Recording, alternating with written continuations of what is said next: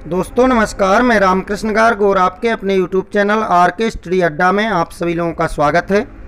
आज की इस वीडियो में हम लोग आत्मनिरीक्षण विधि के बारे में चर्चा करेंगे, तो आप लोग वीडियो के अंत तक बने रहिए क्योंकि यह वीडियो बहुत ही महत्वपूर्ण होने वाला है।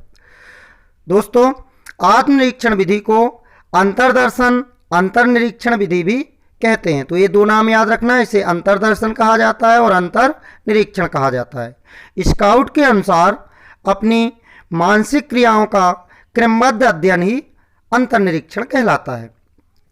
तो यदि पूछ दिया जाए कि अंतर्निरीक्षण क्या है, तो ऐसा स्काउट महोदय का कहना है कि जो अपनी स्वयं की मानसिक क्रियाएं हैं, इनका क्रमबद्ध अध्ययन करना ही क्या कहलाता है, अंतर्निरीक्षण कहलाता है।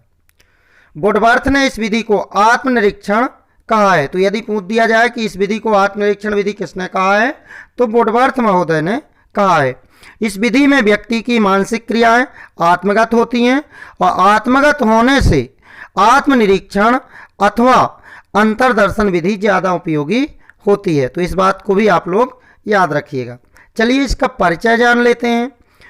तो आत्मनिरीक्षण मनोविज्ञान की परंपरागत विधि है। ये चीज़ याद रखना, कैसी विधि है, तो दोस्तों ये परंपरागत विधि है। इसका नाम इंग्लैंड के प्रसिद्ध दार्शनिक लॉक महोदय ने दिया था। किसने दिया था? लॉक महोदय ने दिया था। उन्होंने इसकी परिभाषा इस प्रकार दी थी कि मस्तिष्क द्वारा अपनी स्वयं की क्रियाओं का निरीक्षण करना आत्मनिरीक्षण कहलाता है। मस्तिष्क द्वारा अपनी स्वयं की क्रियाओं का निरीक्षण करना आत्मनिरीक्षण कहलाता है। इसको याद इस तरह रखेंगे। मैंने आपको जब मनोविज्ञान का क्लासिफिकेशन समझाया था, तब बताया था कि लॉक महोदय मनोविज्ञान को मन एवं मस्तिष्क का मनोविज्ञान मानते हैं। तो यहाँ पर देखिए, पहला ही शब्द है इनकी परिभाषा में कि मस्तिष्क द्वारा अपनी स्वयं की क्रियाओं का निरीक्षण करना आत्मनिरीक्षण कहलाता है। इस मस्तिष्क से याद रखेंगे कि ये लॉक महोदय की परिभाषा है। प्राचीन काल के मनोवैज्ञानिक अपनी मानसिक क्रियाओं तथा प्रतिक्रियाओं का ज्ञान प्राप्त करने के लिए इसी विधि पर आश्रित थे। यदि पूछ दिया जाए कि कौन से मनोवैज्ञानिक आत्मनिरीक्षण विधि पर आश्रित थे, तो प्राचीन काल के मनोवैज्ञानिक इसका प्रयोग अपने अनुभवों का पुनः स्मरण, भावनाओं का मूल्यांकन करने हेतु करते थे।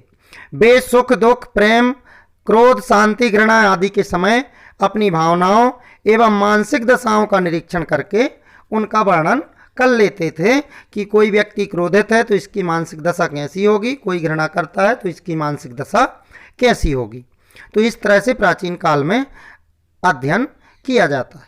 चलिए अब जान लेते हैं आत्मनिरीक्षण का अर्थ। तो आत्मनिरीक्षण का अर्थ है टू लुक विद इन अथवा सेल्फ ऑब्जर्वेशन, मतलब खुद के बारे में जानना, खुद को देखना, अपने आप में झांकना, अथवा इसी को हम कह सकते हैं आत्मनिरीक्षण।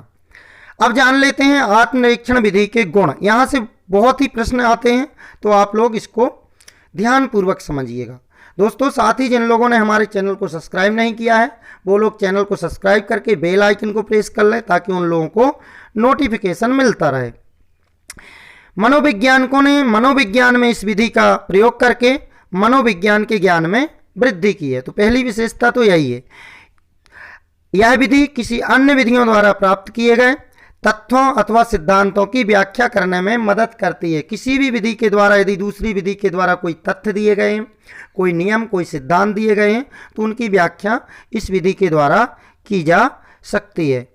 इस विधि की प्रमुख विशेषता यह है कि यह ज़्यादा खर्चीली नहीं है। ये बात तो बिल्कुल बहुत ही अच्छी विशेषता है इसकी कि यह विधि खर्चीली नहीं है और इसमें किसी विशेष यंत्र अथवा सामग्री की जरूरत भी नहीं पड़ती। यानी कि हम किसी को क्रोधित देख के तुरंत ही उसका मतलब वर्णन कर सकते हैं, उसके बारे में समझ सकते हैं। हमें ना तो किसी यंत्र की जरूरत पड़ती है, ना ही समय ज़्यादा लगता है और ना ही ये विधि ज़्यादा खर्चीली होती है। दोस्तों, यह विधि बहुत सरल है, इसमें किसी प्रयोगशाला की आवश्यकता नहीं होती। तो ये बात भी बहुत अच्छी है कि ना तो इसमें कोई प्रयोगशाला की आवश्यकता होती है और ना ही ये कठिन होती है, बहुत ही सरल विधि है। चलिए अब जान लेते हैं आत्मनिरीक्षण विधि के दोष।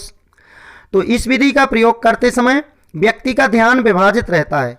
एक तरफ तो उसे मानसिक प्रक्रिया का अध्ययन करना पड़ता है और दूसरी तरफ उसे आत्मनिरीक्षण भी करना पड़ता है। तो इस प्रकार से उसका ध्यान दो भागों में बंट जाता है।